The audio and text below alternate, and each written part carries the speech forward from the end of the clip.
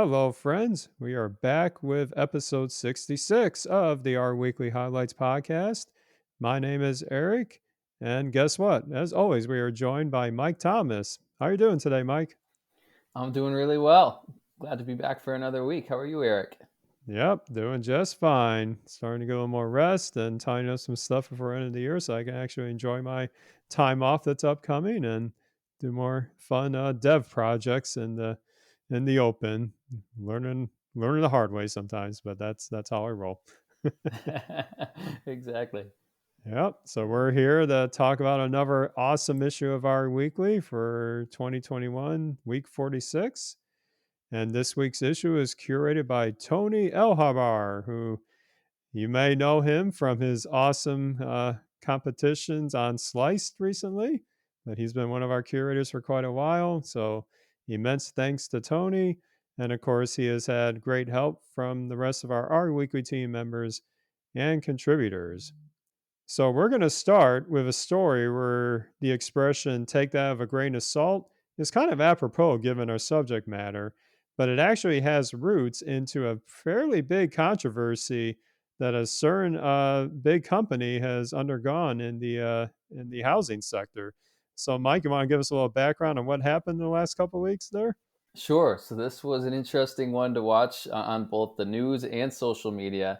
A lot of talk about Zillow shutting down its house flipping division, where I think they had some automated way where they would pay you cash for your home based upon, I believe it's Zestimate value. If you've ever been on Zillow before home shopping, they have some sort of model in the background that says, "Hey, here's the estimated sale price if you were to buy this house today, its estimated worth." So they shut down their division that bought homes automatically and then had folks try to flip them.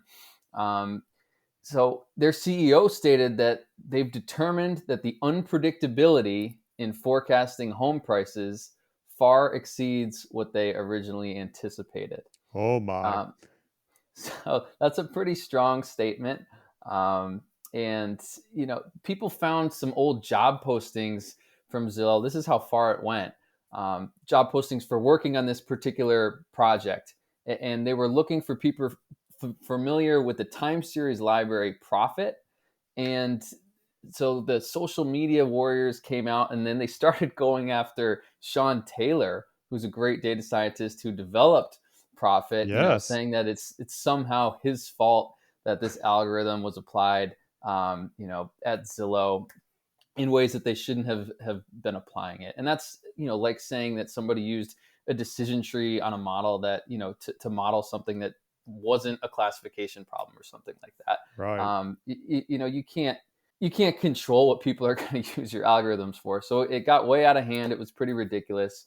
But for those, like myself, who are sort of from the school of Taleb, this doesn't come as a surprise to me at all, especially after seeing what has happened with the housing market in the last year and a half. There's been so much uncertainty, and so much volatility. When I speak to executives, I use the example of image classification versus building some economic forecasting model. Because, while image forecasting or image classification, excuse me, sounds really exotic and difficult, there's actually a lot less uncertainty because an image can be boiled down to its, n by n pixels if it's a square image, which each of those n become the variables in our model, and it's fixed. In an economic forecasting model, there's no limit to the number of variables that could be in that model impacting the outcome, because we have no way of saying, these are the only things that impact, or that affect housing prices, or the only things that impact the economy. Today, it could be supply chain issues driving housing prices up. Tomorrow, it could be some new form of lodging that Elon Musk develops that completely tanks the housing market. So when your features aren't fixed, your model comes with a lot more uncertainty. And I think that this is something that Zillow unfortunately learned the hard way. And the big moral of the story is that if you are thinking about building a model, your first question should be not what kind of model should we build? It should be instead, should we even be building a model here at all? And this does, I promise, bring us to Emily's blog post in a very roundabout way. So she put together an awesome investigation into some strange recommendations that her food tracking app was giving her. Yeah, absolutely. So, like many of us, when the pandemic hit, we were looking at ways of augmenting this new world, so to speak, digitally to enhance our life. And she did pick up a couple things along the way, such as this nutrition tracking app to kind of see what recommendations it might have based on her current diet, which is great. Use data for good, especially the data that you personally generate. And so she started using this. And, like anything manual, it can be a bit difficult to always adhere to like the perfect types of input, so to speak. So she knows that she was taking a couple shortcuts with entering certain food into this app that was kind of carried over from, say, days prior.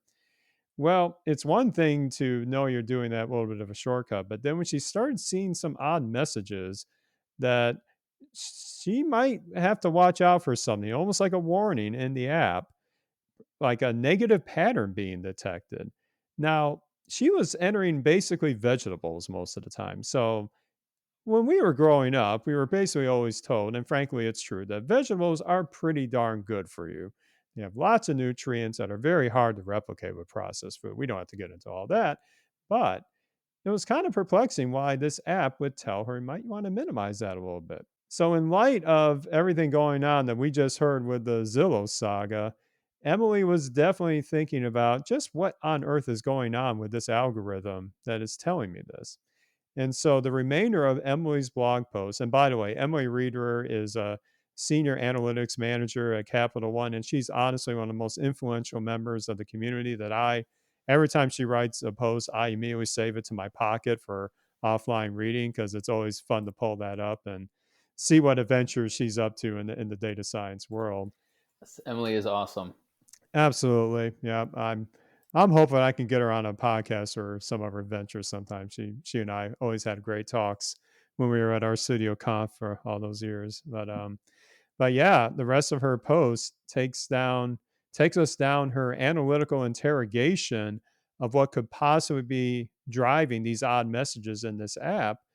And through some pretty basic logic, she deduced that association rules were likely at play, which in the short explanation means that the occurrence of a particular set of data, this model is saying might lead to another type of result occurring. And so, from the R side of things, she used a package I was not familiar with called A Rules to actually test this with sample data that mimicked her nutrition app entry. And while the makers of the app are, of course, not going to expose the inner workings of their machine learning modeling anytime soon for this, she was able to get pretty solid evidence that the type of food that she was entering likely was not being accounted for as much as another underlying factor or two, or who knows how much else, combined with perhaps the application developers, perhaps even hard coding a rule of evaluation that was used to tell the user if they are going in an extreme in a certain direction with their food intake. My takeaways from this, I would say, very enlightening adventure in trying to get into the inside of algorithms like this is that, like a typical data analysis, algorithms are definitely not a one size fits all, especially for real world inputs that can come from us humans who tend to like do things differently depending on the person. And that we should pay very close attention to how we benchmark quality of the results with the various metrics that are coming out of these ML algorithms, such as RMSE or root mean square error, or other metrics that we often see in machine learning exercises. So it's kind of a wake up call that always have a little bit of additional perspective. Maybe don't always take something for face value that these apps are giving you, especially when it comes to your health. You got to take ownership of that, so to speak, and definitely, be a little more aware that the principle garbage in, garbage out can sometimes apply with these algorithms as well if it's not the type of data that they are expecting. What were your kind of takeaways from this, Mike? I thought it was super, super interesting. I haven't seen a lot of people really kind of dive into a use case the way that Emily did in the way that an algorithm is affecting her in real life.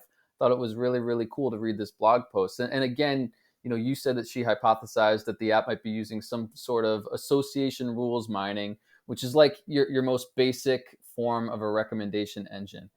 If you think about going to the grocery store, it's like if the person in front of you bought bread, milk, and butter, and you go in and you buy bread and milk, the algorithm's going to think that your next most likely product that you're gonna buy is butter. Kind of the same concept here. So it's a great, actually, association rules are a great place to get started conceptually for anybody who's interested in learning about recommendation engines. And the A rules package is one that I've used in the past as well. It's a very good package for it. And like you said, she acknowledges that there's no way to know exactly what sort of model the app company used to provide these strange recommendations. I think one recommendation was like, don't eat cauliflower because we see that on days you eat cauliflower, you tend to eat more calories. And so she concludes by saying, that machine learning really shouldn't ever be giving automated health advice, and that someone's health is not a space where you can afford to be non-rigorous or unrigorous in your modeling approach, and might just be one of those cases, like I talked about before, where no model at all is the better alternative. But of course, I'm sure that the company put together, maybe some if-else statements to create their quote-unquote algorithm, or ripped some association rules Python script off a Stack Overflow so that they can advertise that their product uses AI, and probably got their $1 million seed round funding. I'm just kidding, but Oh, that's not a really. hot take. I love it. But not really. She did. I don't think she named the app company, so they'll remain anonymous. Emily's a Diplomatica blogger, I'll say that. But we know this happens in the industry, whether we like it or not, and with it being black box type of approaches, it is quite difficult to see just what is really happening. And certainly, as me being an open source enthusiast, it would be great to actually see the underlying, inputs, or what kind of things are taken as inputs to these models. But in light of that probably not happening, I think just having the right perspective is key here to where this stuff can go.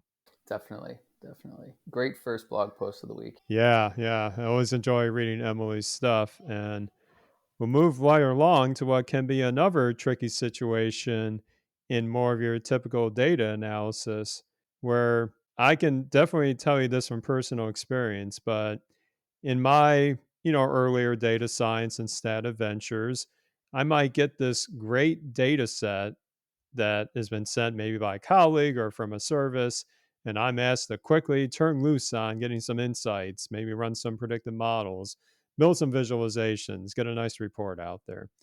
Maybe the importing process goes fairly smoothly, and then you're ready to turn loose with some dplyr tidyverse magic and doing some visualizations, and then something happens. Maybe you made a mistake of trying to print the rows of the data set, and it just totally hogs your R console to the point where you don't know which way is up or down anymore. Or you get even worse, the session just waiting, just that blank prompt, maybe a blinking cursor, and there's no way you know what the heck is happening. Well, when you're at this point, you may want to figure out, or do an assessment of what options are available for getting that performance back that you take for granted with typical data sets, so that you can get on with your actual fun stuff of the data analysis.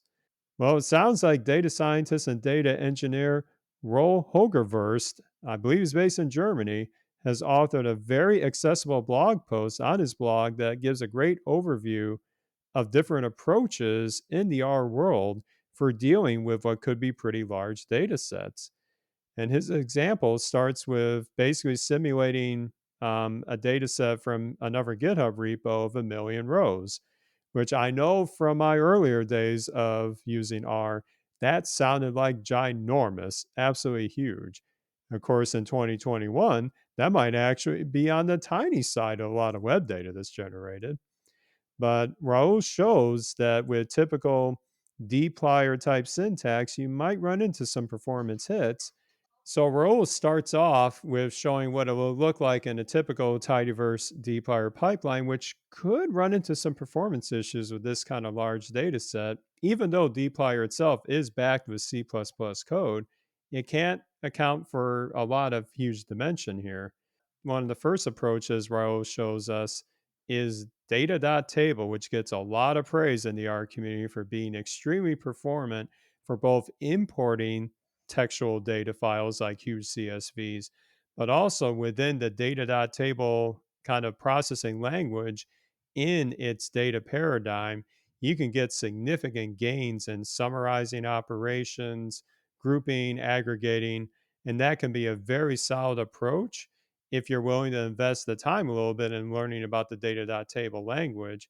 But he also has an example of using the DT plier package to be able to leverage data.table as the backend for dplyr logic. That's another great approach as well.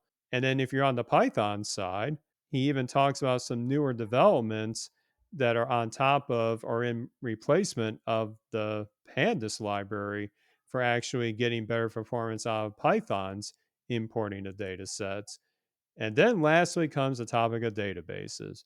This can sound really scary, but we're in a great time where you have a lot of choices available for either specific file based databases like SQLite or to leverage more managed solutions like, say, MariaDB, Postgres, or even some of the really fancy ones that are out there online.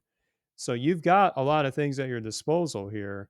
And this is a great way to kind of show the progression of starting from the real basics to what's available in R itself, all the way to tapping into some external resources to ease that pain of huge data set manipulations. So, Mike, what were your takes on the approaches that Raul showed here? Yeah, there is so much going on in the data storage space geared towards making our lives as data scientists and analysts easier and making our work more efficient. There's so much going on, though, that it can be hard to keep up. And I guess that's exactly why we do this podcast, right? So this article did a nice job of discussing, when and why you might consider moving your data to a database as opposed to flat file storage. It's a great introduction for folks who aren't super comfortable with databases, or maybe just typically used to reading their data from flat files. And it provides nice R and Python code, as you said, that demonstrates some basic data preparation tasks against both flat files and databases, and should appease for the time being both the data.table and dplyr camps. So the author, like you said, introduces SQLite and DuckDB as great database options that work both in memory or on disk, depending on your preference. And DuckDB, I've been seeing get a lot of praise and attention these days.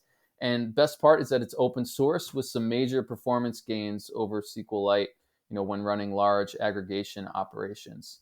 So the other option that I will mention from more of a file storage perspective, as opposed to DuckDB on the database perspective, is Parquet files, which play nicely with the Arrow package that we discussed on the podcast last week in the Apache Arrow project. So if you're looking to avoid the database route, but typical delimited flat files like text and CSV files are just too slow, you can't fit your data in those formats, I would highly recommend looking towards storing your data in Parquet files instead. And there's ways to actually write SQL to query the data in a bunch of Parquet files. It's pretty incredible. And then, of course, there's, if you're looking for more, there's data lakes, data lake houses, and all sorts of other body of water related ways to store data these days, depending on whether you're looking to store flat files or your data in a database. And it's best, in my opinion, we can't know everything and try to boil the ocean. So if you have the resources to work closely with your organization's database architect, now we're working with so many different types and formats of data. It's great to have somebody focused primarily on that and what file storage should take place based upon each use case that you're working on. Have them in your corner and have them helping you make those decisions on the best ways to store the data that your team is collecting or working with. Yeah, that's excellent advice, Mike. And I often hear data lake almost like a term that's thrown around as much as a cloud itself, but I do know that it is getting a lot of attention for the really large scale. But I have been very interested in seeing where DuckDB goes, and you even mentioned it, like you said last week. I think the Arrow project is a very intriguing alternative as well to explore. I'm hoping that that plays nicely with some of the enterprise environments I have to deal with, but if it does, that might be a very very accessible solution to some of my data woes I've been encountering lately, especially when I make my own voluminous data via simulations. I'm looking for all the shortcuts I can get to make that life better. Exactly, exactly. And things are moving so quickly. I think it used to be pretty much normalized databases is where we would get our data from, right? A Yep. SQL Server database. And now, we're finding so much power in unstructured data, which can't be stored in a normalized database. And we're having to maybe join some unstructured data with some structured data. And, we're kind of expected to be pretty nimble. So I think staying on top of all the different tools that are being built now to help us do that is very important. Yep, that's what you can count on our weekly to do, to give you access to all these different tools from the brilliant people that are exploring this so we can live vicariously through them in the beginning and then try it out ourselves. That's right. And there's no paywall for our weekly. You bet. You bet. Yep. And now, speaking of living vicariously through some really cool stuff, our last story is going to get real geeky with hardware here, but it's an area that has hit the mainstream for sure. If you've been aware of Apple's recent developments in the last year, you probably heard about the refreshed MacBook lineup, MacBook Pro lineup, that has switched completely the inner workings of their architecture. In the past, they have used Intel based processors, which of course is the same Intel that you hear about in other PCs that are sold in your brick and mortar stores, or you can build them your own. The x86 architecture, technically speaking. Well, Apple shocked the world a little over a year ago when they revealed Apple Silicon that completely rips out any traces of the Intel x86 architecture in favor of the ARM processor, ARM 64 to be exact. And if you do know your hardware, you would know that ARM is actually the same type of architecture that is in the very popular Raspberry Pis or other very small, almost embeddable technology. So, what in the world is this? How did Apple pull this off? Where not only have they switched this architecture, but the performance gains, battery life, the processing, heating features of these new MacBooks and lineup of computers is astonishing when you look at the benchmarks and you look at the reviews online. So it's only natural that we're going to see some in the data science community start to get their hands on some hardware like this and want to use their favorite tool chains in this, like R and Python and anything else that can help with their analytical journeys, but may not always be smooth sailing. And that's where having a blog post like this from Patrick Schratz, who looks to be a lucky owner of some new Apple hardware, he has gone through probably an immense amount of pain to get R installed on his new Apple Silicon based MacBook. And in his blog post, he walks through the entire step where it's not just installing R itself. I wish it was just that side of the story, but R has dependencies on various system libraries, even things like G Fortran, C compilers, probably others that we don't even know about in the general community, with the slight differences in how things like Homebrew, which if you're on MacBook, you probably used Homebrew to get some development libraries installed in your system.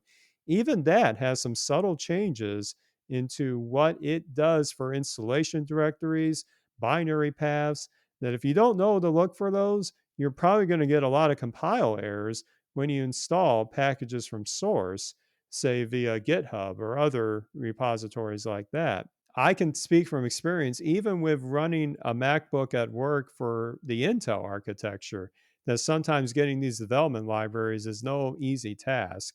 So, if you are one of these lucky owners of this brand new hardware, do yourself a favor and bookmark Patrick's post, because it's probably going to save you a lot of hours of troubleshooting. And definitely it'll be interesting to see what happens when more data scientists get their hands on the new Apple Silicon, to see if these gains that we're hearing about in the general computing paradigm translate into actual R analyses, maybe machine learning algorithms, modeling in general, we'll maybe see in the future what gains we're seeing from that side of things. So yeah, quite a geeky post, Mike. What were your thoughts about this? My thought was that this one was going to be right up your alley, Eric. I'm surprised we didn't lead off with it, but I think that blogs like this are incredibly important and incredibly underrated. I think one of the trickiest and least sexy parts about working with any programming language is just getting it and its dependencies installed correctly. And I'm sorry that Patrick probably had to go through a lot of trouble to make this phenomenal blog post, but I'm sure it would have been more trouble if he was trying to install Python. Just kidding. Um, Too easy, too easy. Too easy. Uh, but getting things installed can be a huge deterrent for newcomers, who are already, I think back to myself, migrating from Excel to R a decade ago, we're intimidated by the idea of writing code. And I think that in most of the pedagogy I've seen, the best way to educate someone trying to learn a programming language is to demonstrate value really quickly. I think in Hadley's book, R for Data Science, I think the book literally starts out with showing you how to make a ggplot right in chapter one. And they do this on purpose to get buy-in from the new learner that their time investment learning this new scary thing will pay off tangibly. So I applaud anyone who takes the time to put together, like Patrick did, blog posts discussing what I call, the non-sexy parts of data science, because I think this stuff is important and there's not enough people writing about it. And even for us experienced developers like you and I, Eric, we still run into installation and dependency issues. We could spend a full day or multiple days, exactly like you're saying, fighting with Homebrew on a Mac system or even Windows as well. It doesn't matter what system you're on. Certain packages are just going to clash, or certain dependencies are going to take a little while to troubleshoot because there's some edge cases that you're going to run into because everybody's hardware setup is a little different. I still fight with the RN package on occasion when some form of probably RCPP decides it doesn't want to install, or my system lacks some dependencies, that Spark needs to get Spark up and running on my machine. So great work from Patrick. Love seeing an article like this in the highlights and hope to see more like it.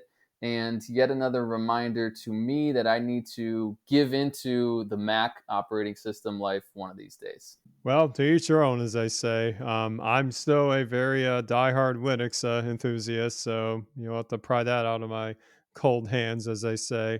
But even on that side of it, I do have my share of dependency nightmares I sometimes deal with. I know one thing that's helped me recently is the concept of containerized development, where if I can just snap all that up in a Docker file or a set of Docker Compose things that are stitched together, then I can be guaranteed that that environment's going to work, lickety split on my, the very little time I get to do with my spare development stuff, where I don't want to be mired in dependency nightmares. I just want to get stuff done. Of course, sometimes even that has issues too. There's trade offs to everything. But yeah, I love seeing posts like this. I will definitely have this in my bookmarks if I'm ever fortunate enough that my company does a little refresh one day, and maybe we'll get a refresh of these. Who knows? Well, I will look out for your blog post on getting your Docker environment set up for containerized development work. Absolutely. Yeah, there's more to come in that space. It's been exciting. Yeah, so we have a jam-packed issue as always. You'll see many additional resources on top of the highlights that Mike and I just walked through. Another one that caught my attention, especially I've been on this recent kick of trying to educate a bit more about some best practices and some of my dev learnings and creating new packages or new applications and the like. There's a great package that kind of lets you really optimize your education or your teaching of a specific code development pipeline. And that was from a guest blog post from Gina Reynolds on the RStudio blog with a package called Flipper. And if you remember those old maybe videos you've seen from the early days of black and white TV, you may have seen those animations where it literally looked like somebody was flipping papers, back and forth to show like Mickey Mouse animating in the tugboat scene. Well, this is kind of like that with, say, a Sherigan presentation where you could have snippets of code that just build step by step, or plots that build step by step to show the impact of maybe this new line in a ggplot2 call or this new line in a dplyr pipeline. So you can quickly see not just the finished product of that particular analysis, but what were the iterations to get to that finished state. That is, to me, is right up my alley, where I'm trying to show more about the process of building things and not just, hey, here's this very polished looking app.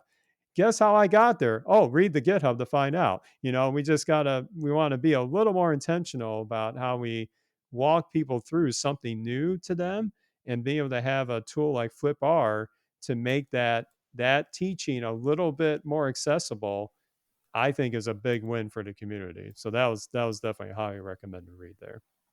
Absolutely. I enjoyed seeing that one come across. And just as a little wrap up on that, it's actually called FlipBookR. There is a Oh package gosh. called there is a package called FlipR, but it's for flexible inference via permutations in R. So check out both of those packages, but especially FlipBookR. Like I Well, said, we're not behind a paywall, so the audience gets what they get. yeah. Yeah. Save that for your blooper reel for later. Exactly, Yep. exactly. So I'll probably highlight two quickly. One that I did not read, but I really need to read, is citations and citing R packages. I think that's very, very important, as we give back a little bit to the developers who made these incredible open source libraries that we use every day, potentially to create IP for the companies that we work for. I think the least that you can do is cite the open source developers who built those things for you. The second one that I really, really liked was a blog post by Andrew Heiss, and it was a walkthrough on beta regression, particularly with a Bayesian spin on it. And this is fairly specific to me, but I see a ton of potential use cases for what he calls zero inflated beta regression. And beta regression, if you haven't heard of it, it's a type of regression algorithm for modeling proportions. So values that lie between 0 and 1. A lot of times in credit risk modeling, which is my background, we'll want to predict maybe the percentage of a loan that a customer borrowed that they won't pay back. Well, most of the time people pay back in full, so that number is 0, but beta regression only models values greater than 0 and less than 1. So kind of the open interval 0 to 1 instead of the closed interval. But Andrew puts together a really nice blog post about how this other form of beta regression called zero inflated beta regression can help us solve this problem. It's a lengthy read. He says on his blog post, it's a 62-minute read. And personally, I read at 1.5x. So it's a 93-minute read for me just because I'm slow. But it's so well written that I couldn't put it down once I started reading it. It's littered with great R code and visualizations that you can quickly get up and running in your own console. And I saw on Twitter that Andrew just had his 6th child over the weekend. So a big congrats to him. And it's mind-blowing to me that he was able to put together 62 minutes of content in this piece just a couple days before his new child, Phoebe, arrived. So for anyone interested in modeling proportions as your response variable, your Y, I would highly recommend checking out this blog post. Great step-by-step walkthrough of what you don't even realize is a pretty tricky technical concept because of how well Andrew articulates it. Andrew's been on fire with some of his posts recently. I've always enjoyed his blog, and I have a hard enough time doing this little shindig with 2 kids. I can only imagine how he balances life with 6. My goodness. Well, congratulations nonetheless. Time management, some are way better at it than others. He must be doing something right to knock that post out and all that family situation there. But yep, excellent summary, Mike. And yes, Eric is bad with package names. We'll let that live in infamy for a while. That's some free advertising to the FlipR package. Apparently so. Yeah, I should have put that as a quiz answer to my shiny quiz thing I did a couple weeks ago. But any event, it's another fantastic issue.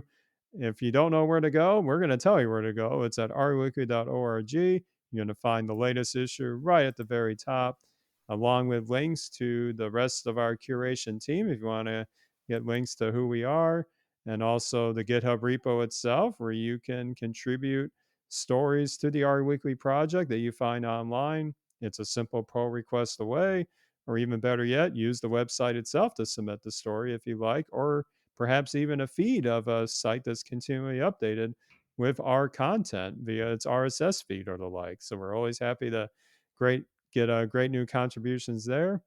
And as always, this podcast is, yes, as Mike has said very clearly, completely free of charge. So you get what you get, but hopefully you enjoy it, and definitely check out the back catalog.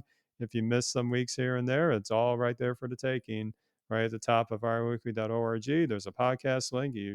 Very hard to miss, as I say. So, Mike, where can people get in hold of you if they want to follow your adventures?